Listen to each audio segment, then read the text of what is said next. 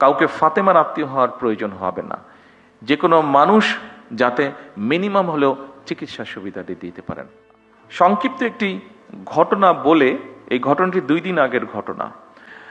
ঘটনাটি হচ্ছে, আপনাদের একটি নামের সাথে মনে হয় আপনারা সবাই না হলেও বেশ কিছু মানুষ পরিচিত আছেন। ফাতেমা নামে একটি নাম। এই মেয়েটি আমার আম্মার সাথে জেলেও ছিলেন।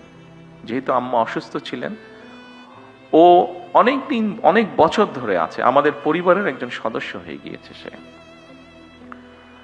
তো এখন 2 দিন আগে তার এক আত্মীয়, ওর বাড়ি বরিশালের দিকে, তো 2 দিন আগে তার এক আত্মীয়, আমরা এখানে প্রসূতি মায়ের কথা বলেছি, তার এক আত্মীয় বলে তার এরকম কমপ্লিকেসি দেখা দেবার পরে হাসপাতালে নেওয়া হলো। হাসপাতালে নেওয়ার সাথে বরিশাল হাসপাতালে নেওয়া হলো। বরিশাল হাসপাতালে নেওয়ার সাথে সাথে তারা বললো বিভিন্ন রকম কমপ্লিকেসি, ওখানে ইনকিউবেটর বলতে আপনি পাঠিয়েছেন না একমিশন, তো নেই, তাকে সাথে সাথে ঢাকায় রেফার করা হচ্ছে। কিন্তু আমি যতটুকু শুনছি, আমি তো ডাক্তার না, বাট আমি যতটুকু বাসায় যাওয়ার পরে আমার স্ত্রীর কাছে শুনলাম যে সামান্য বেসিক জিনিসটা ওখানে দেওয়া সম্ভব হয়নি বা দিচ্ছে না, ঢাকায় সাথে সাথে পাঠিয়ে দিচ্ছে।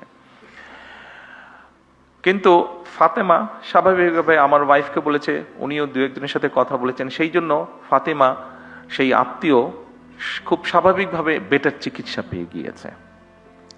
কিন্তু প্রশ্নটি সেটা হচ্ছে, সবাই তো ফাতেমা না, বা সবাই ফাতেমার আত্মীয় না। ফাতেমার আত্মীয় হয়তো সে যেহেতু ফাতেমা ছিল, সেই জন্য আমার স্ত্রী ঘটনাটি জানতে পেরেছে, স্বাভাবিকভাবে উনি টেক কেয়ার করেছেন। তার আত্মীয়টা বাচ্চাটা হয়েছে বাট অসুস্থ, তারপরেও মোটামুটি ভাবে ম্যানেজ করা গিয়েছে, ঢাকায় আর আনতে হয়নি খুব সম্ভবত, যতটুকু আমি জানি। আর সামহাও মিনিস্টার সাহেবও জানার পরে উনিও কিছুটা ইন্টারফেয়ার করেছেন, ফলে এখান থেকে সাথে সাথে একটা মেশিন বোধহয় ছিল না, মেশিনটা বোধহয় পাঠানো হয়েছে, ফলে ওর আত্মীয়র বদলতে অনেকগুলা শিশু এখন সেই সুবিধাটা পাবে, অনেকগুলা শিশু সেই কষ্ট থেকে বা সেই সমস্যা থেকে, সেই বিপদ থেকে বেঁচে যাবে। কিন্তু যেই কথাটা আমি বলতে চাইছি, ওখানে যারা দায়িত্বরত ছিলেন তারা যদি আরো একটু যত্নশীল হতেন, তারা যদি আরো একটু কেয়ারফুল হতেন, তাহলে হয়তো অনেকগুলো সমস্যাকে এড়ানো যেত, সব না হলে অনেকগুলো সমস্যাকে এড়ানো যেত। আপনাদের কাছে আমার অনুরোধ থাকবে,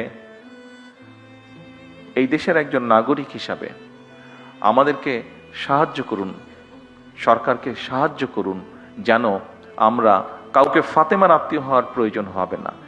যে কোনো মানুষ যাতে মিনিমাম হলেও চিকিৎসা সুবিধাটি দিতে পারেন।